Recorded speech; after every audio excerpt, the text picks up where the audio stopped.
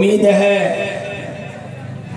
کہ تھوڑی دیر آپ میری باتوں کو سن کر اور عمل کر کے اپنی آخرت کو بنا لیں۔ دعا کیجئے کہ اللہ تعالی ہم کو اور آپ کو تمام لوگوں کو عمل کرنے کی توفیق عنایت فرمائے۔ عمل سے زندگی بنتی ہے، جنت بھی جہنم بھی۔ عمل سے زندگی بنتی ہے، جنت بھی جہنم بھی۔ یہ خاک اپنی فطرت میں نہ نوری ہے نہ ناری ہے۔ ہر ایک انسان چاہتا ہے کہ ہم کامیاب ہو جائیں، ہر ایک انسان چاہتا ہے۔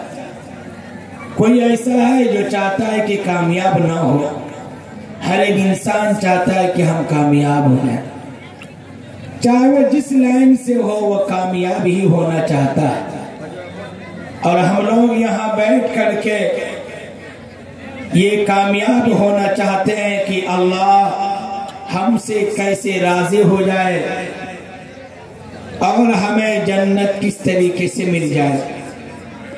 اس لیے اتنی دیر تک اور یہ سردی کے موسم میں ٹھنڈک کو برداشت کر کے آپ حضرات بیٹھے ہوئے ہیں، لالچ اسی بات کی ہے کہ اللہ ہم سے کس طریقے سے راضی ہو جائے۔ میرے بھائیوں، حقیقت تو بات یہی ہے کہ اللہ کب کس وقت کون سی ادا پسند کر لے یہ کہنا مشکل ہے۔ انسان پوری زندگی عبادت کرتا ہے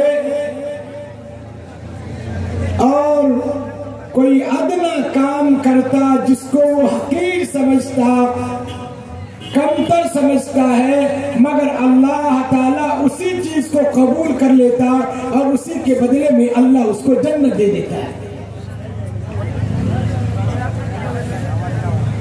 حضرت بایزید بستامی رحمت اللہ علیہ اتنے بڑے بزرگ، اتنے بڑے اللہ والے، بہت بڑے مفسر، بہت بڑے مصنف، ایک دن ٹھنڈک کے موسم میں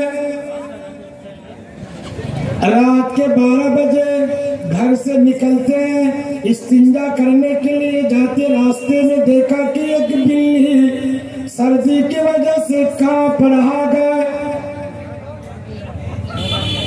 اتنا اس کو ٹھنڈک لگ گیا کہ وہ کانپ رہا گیا اور وہ ٹھنڈی برداشت نہیں کر رہا ہے۔ فوراً حضرت بایزید بستامی رحمت اللہ علیہ اس بلی کو اپنے بستر میں لاتے ہیں اور کمبل اوڑھا دیتے، اس کو گرمی پہنچاتے ہیں، سویرا ہو کر اس بلی کو چھوڑ دیتے۔ جب حضرت بایزید بستامی رحمت اللہ علیہ کا انتقال ہوتا ہے، دنیا سے جاتے ہیں، رب کائنات کہتا ہے آ بایزید بستامی، تم تو بہت بڑے مفسر ہو اور مصنف ہو اور تم بہت بڑے میرے عبادت گزار ہو، جہاں تم نے میرے ایک مخلوق کے اوپر رحم کیا، میرے بلی کے اوپر رحم کیا، جہاں میں اسی کے صدقے طفیل میں تمہارے سارے گناہوں کو معاف کرتا ہوں۔ ایک آدمی خواب میں دیکھتا ہے اور کہتا ہے کیا بایزید بستامی کیا حال ہے؟ بایزید بستامی رحمت اللہ علیہ فرماتے ہیں اور لوگوں میں تہجد گزار تھا اور میں ہر وقت نماز پڑھنے والا، ہر وقت ذکر و اذکار کرنے والا، مگر رب کائنات نے کہا کیا بایزید بستامی جا میں تمہاری کوئی عبادت کی طرف نہیں دیکھتا، تم نے میری ایک مخلوق کے اوپر رحم کیا، جہاں میں اسی کے صدقے طفیل میں تمہارے سارے گناہوں کو معاف کرتا ہوں۔ اللہ اکبر۔ ارحموا من فی الارض ویرحمکم من فی السماء۔ مدنی کریم جناب محمد رسول اللہ صلی اللہ تعالی علیہ وسلم نے ارشاد فرمایا کہ لوگوں تم دنیا والے کے اوپر رحم کرو، مخلوق کے اوپر رحم کرو، چوٹیوں کے اوپر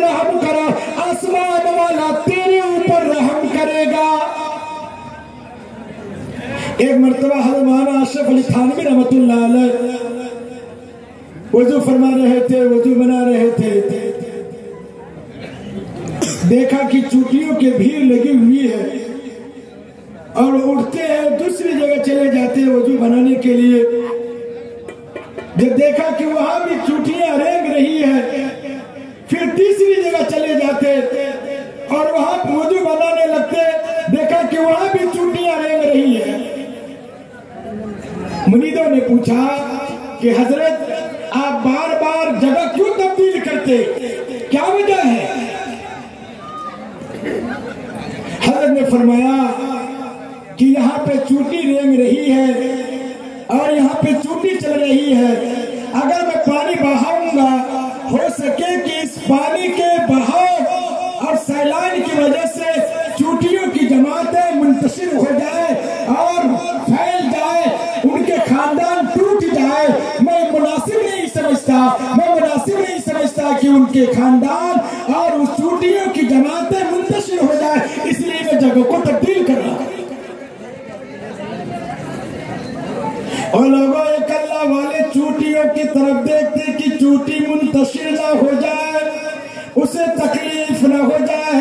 آج بھائی بھائی کا قاتل بنا ہوا، باپ بیٹے کا قاتل بنا ہوا، بیٹا باپ کا قاتل بنا ہوا، اور خاندان والے کے قاتل بنے ہوئے، اور قتل کے در پہ ستانے کے لیے ہر وقت تیار رہتے کہ ارے کس طریقے سے پریشان ہوگا، کس طریقے سے آدمی ذلیل ہوگا، کس طریقے سے آدمی پورے سماج کے لیے خراب ہو جائے گا۔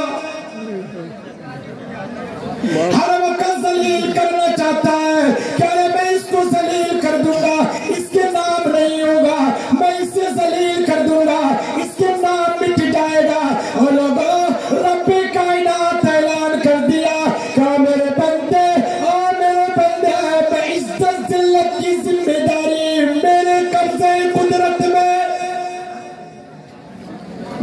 وَتُعِزُّ مَا تَشَاءُ وَتُذِلُّ مَا تَشَاءُ بِيَدِكَ الْخَيْرُ وَهُوَ عَلَى كُلِّ شَيْءٍ قَدِيرٌ۔ رب کائنات کہتا ہے کہ میرے بندے عزت تو میرے ہاتھ میں ہے، ذلت تو میرے ہاتھ میں ہے، میں کسے عزت دے دوں، میں کسے ذلیل کر دوں، یہ میری مرضی۔ ساری کی ساری دنیا مل کر کے اگر کوئی کسی کو ذلیل کرنا چاہے، لہذا کسی کو کوئی پھنسانا چاہے، کسی کو کوئی بے عزتی کرنا چاہے، رب کائنات نہیں چاہے تو نہیں کر سکتا۔ تبارک الذی بیدہ